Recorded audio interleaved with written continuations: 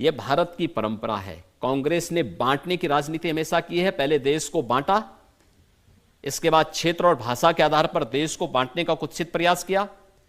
अब सोचिए 1947 में देश का विभाजन इन्होंने कराया।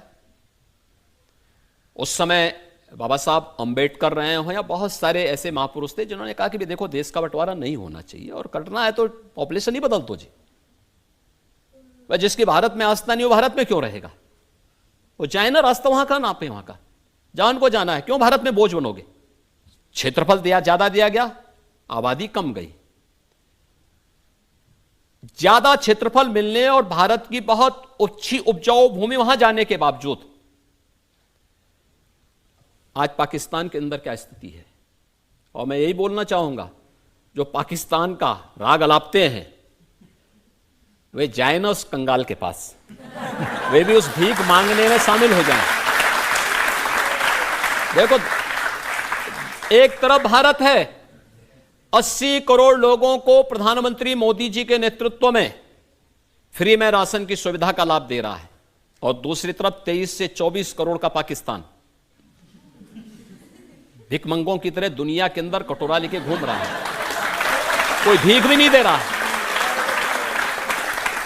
एक किलो आटा के लिए ऐसे गली मोहल्ले में हम देखते हैं ना, छीना झपटी कभी कभी होता है। एक रोटी का टुकड़ा फेंको तो वहां पे कुछ जीवों में आपस में छीना झपटी होती है। यह दृश्य आपको पाकिस्तान के अंदर मनुष्यों को दिखाई देता होगा। यह हाल पाकिस्तान का इन्होंने किया। अगर वह हिंदुस्तान का पार्ट होता, ऐसे खुशहाल होता जैसे भारत खुशहाल है। पाकिस्तान की जितनी आबादी, उससे ज्यादा गरीबों को मोदी जी ने 10 वर्ष में गरीबी रेखा से ऊपर उठा करके एक स्वस्थ जीवन जीने का, खुशहाल जीवन जीने का उन्हें एक रास्ता उनके लिए प्रशस्त किया।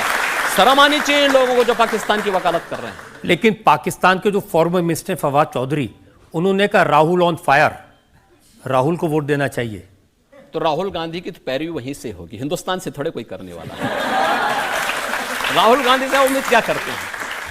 इस सब के बावजूद राम मंदिर का ये लोग विरोध करें, भारत के संसाधनों का गरीब को, गांव को, किसान को, नौजवान को, महिला को, दलित को, यानी जनजाति को, पिछड़ी जाति के लोगों को, अन्य गरीबों को मिलने वाली सुविधा ये मुसलमानों में लुटाएं, और तब भी ये भारत से समर्थन प्राप्त करने की अपेक्षा करते हो।